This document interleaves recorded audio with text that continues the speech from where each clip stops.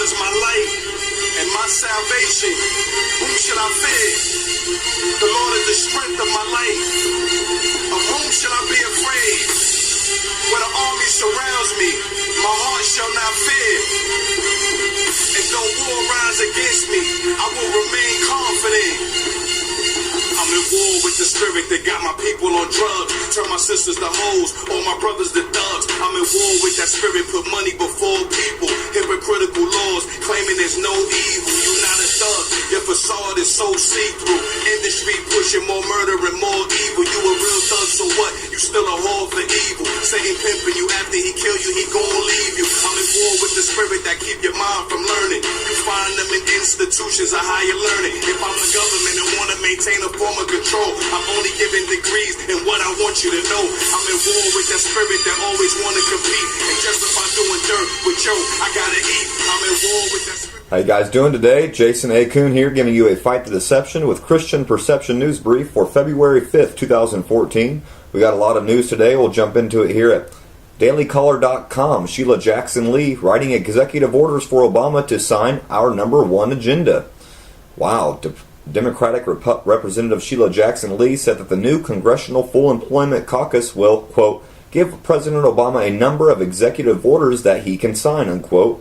Jackson Lee added that writing up executive orders, quote, should be our #1 agenda, unquote. We'll move on here to freebacon.com. Free Beacon, sorry. Muslim Brotherhood leader meets Obama in White House. A senior member of the Muslim Brotherhood was recently hosted at the White House for a meeting with President Barack Obama, prompting an outcry from critics of the global Islamist organization. Anas Al-Tikriti, a top British lobbyist for the Muslim Brotherhood, whose father heads Iraq's Muslim Brotherhood Party, recently met with President and Vice President Joe Biden as part of a delegation discussing problems in Iraq. Al-Tikriti, whose work has been also tied to Hamas, can be seen smiling in photos published by the White House as he stands next to Iraqi Parliament Speaker Usama al-Nujafati, who is pictured shaking hands with President Obama in the White House's Roosevelt Room. The meeting was first highlighted by the blog Harry's Place. Move on here to MrConservative.com. Obama prepares government to re-educate patriots in case of civil uprising.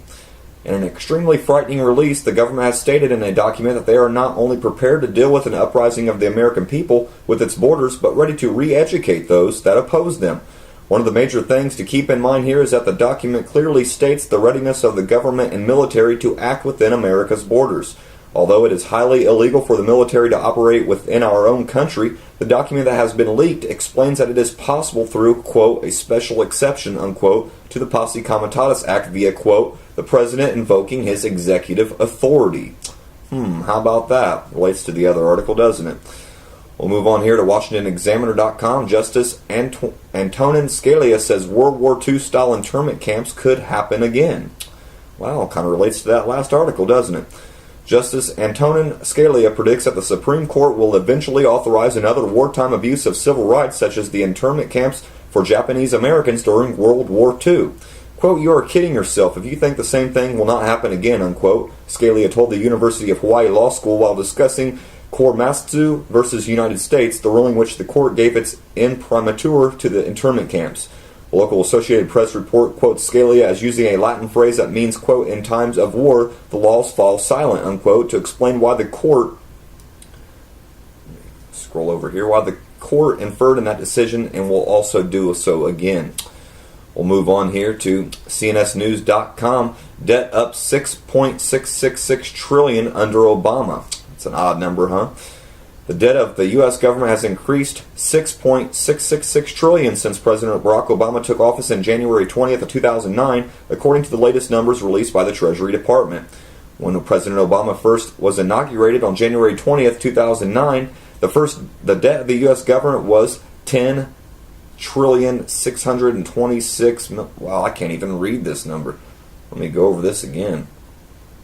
When President Obama was first inaugurated on January 20th, 2009, the debt of the U.S. government was, wow, let's see, that's thousands, hundred thousands, millions, billions, trillions. Yeah, $10,626,877,048,913.8 cents. According to the Treasury Department's Bureau of Public Debt, as of January 31st, 2014, the latest day reported the debt was $17,239,654,983.61, an increase of $6.66 trillion since Obama's first inauguration. The total debt of the United States did not exceed $6.66 trillion until July 2003. In a little more than 5 years Obama presidency, the U.S. has accumulated as much new debt as it did in its first 227 years. Wow. Move on here to RT.com. Contractors flood into Iraq to give Al-Qaeda a run for the money. The rapidly developing Al-Qaeda insurgent is forcing the Iraq government not only to buy more American weapons and supplies, but also to payroll an army of mercenaries and private contractors previously hired by the U.S. Defense Department. According to the Wall Street Journal, more than 5,000 specialists have been contracted by the Iraq government. They are currently working on the country as analysts, military trainers, security guards, translators, and even cooks. Some 2,000 of them are Americans. Quote, "You have a situation where the government has become dependent on contractors," unquote, Allison Stanger, a political science professor at Middlebury College, told the Wall Street Journal. Quote, "It's a real quantum shift," unquote.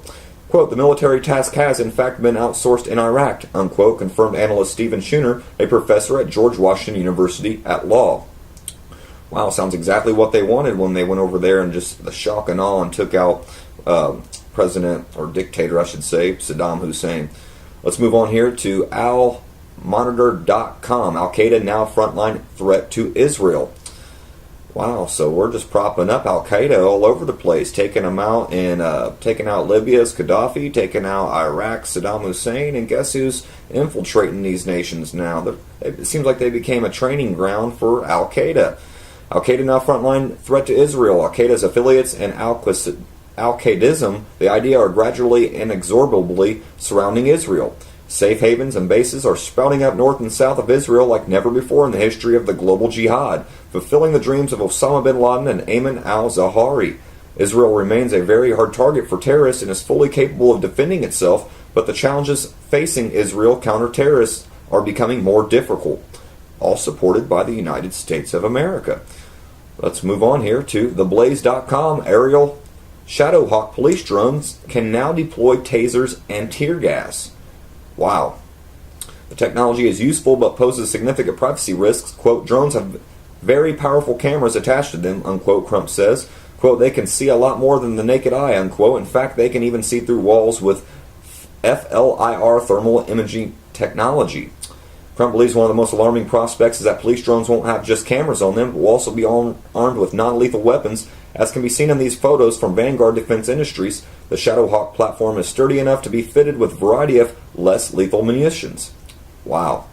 Randy McDaniel, Chief Deputy of the Montgomery County, Texas Sheriff's Department, also weighs in on the Shadowhawk drones in the clip. Quote, we were able to purchase a UAV to use here at the Sheriff's Office," unquote, McDaniel says.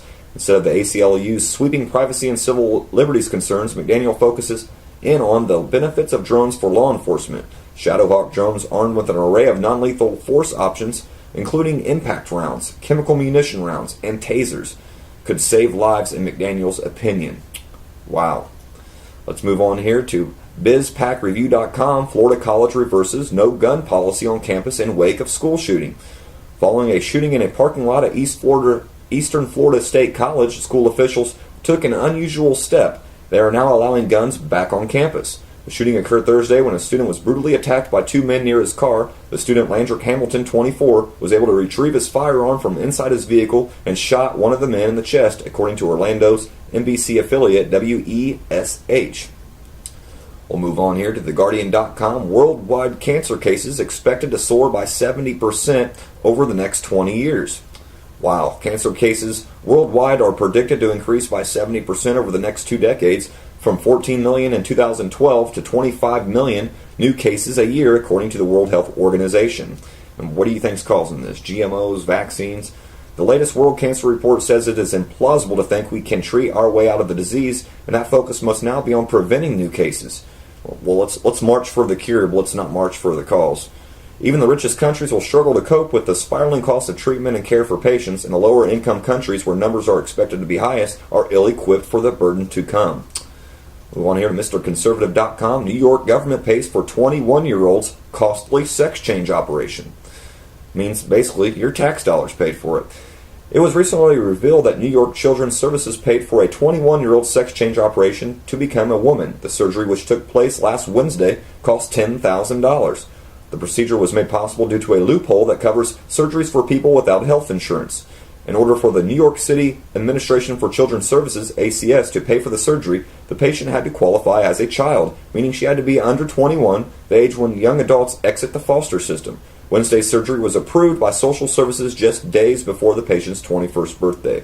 Like they couldn't hold out; they just had to wait so she turned before they turned 21. Let's move on here. Last article of the day, DailyMail.com. Schoolboy 13 rapes his 8-year-old sister after watching porn on the Xbox because he wanted to try it out. A 13-year-old schoolboy raped his 8-year-old sister after watching pornography on an Xbox computer console, a court has heard. The teenager told police he used the game's console to view explicit material before he, quote, decided to try it out, unquote. The boy said he targeted his younger sister because she was small and, quote, couldn't remember stuff, unquote. Wow. That's all the news I got for you guys today. I don't want to leave you without the New World Order quote of the day. Quote, today the path of total dictatorship in the United States can be laid by strictly legal means. Unseen and unheard of by Congress, the President, or the people. Outwardly, we have a constitutional government. We have operating within our government and political system another body representing another form of government, a bureaucratic elite, unquote.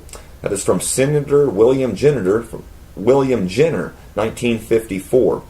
And of course, I don't want to leave you without the proverb of the day. This is Proverbs 27:12, King James only. A prudent man foreseeth the evil and hideth himself, but the simple pass on and are punished. Wow, prepare for the New World Order. It's all the news, articles, and quotes I got for you today. I'll leave you guys off with the song that I brought you in on. This is by Corey Red, called War. The spirit of gimmicks and whack lyrics and rap critics who exalt artists that lack lyrics. You out the money, but what is it costing ya? Book of Revelations say drug dealers are sorcerers. I'm in war with the evil and rappers, the evil and pastors, the evil and actors, the evil and slave masters. I'm in war with the Eurocentric view of the world. White supremacy's godless. I'm in war with the kingdom of darkness. Rejoice not against me, oh my enemy. When I fall, I shall arise. When I sit in darkness, the Lord shall be my light. Then that enemy, that kingdom of darkness, which have oppressed me, the Lord Jesus Christ shall destroy at his second coming. I'm telling all y'all women you lovely. I'm in war with the spirit in magazines that got you thinking you ugly. I'm in war with the spirit of the Antichrist, the spirit of suicide. Please don't take your life. I'm in war with the evil spirits that get in the church, that spirit that got men acting like women in church. I'm in war with racism and the spirit of lack. If truth was a pistol, well hey, I'ma stay with the gag. I'm in war with witches and warlocks. I'm going all out. Catch me with a special suit